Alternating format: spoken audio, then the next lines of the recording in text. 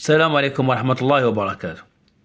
اليوم نوري لكم دواء لعلاج السعلة، وهذا ينفع للكبار وينفع للصغار، وحاجة مجربة ومضمونة 100%.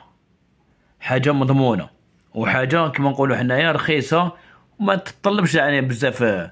عندنا هاد الحبة اللفت هادية تجي حمراء من الفوق، يسموها العربية ولا الفلج، كل واحد كيفاش يسميها. هاي ليك نديروها في الكاس باش ما تطيحش، باش مكاش كيفاش نوقفوها. نديروها في الكاس، هاي ليك راكم تشوفوا فيها.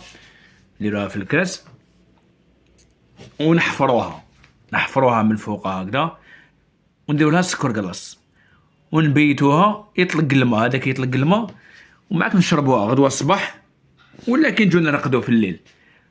مجربة ومضمونة 100%. مدة نقولو حنا يومين ماكسيموم 3 أيام يبرى من السعلة.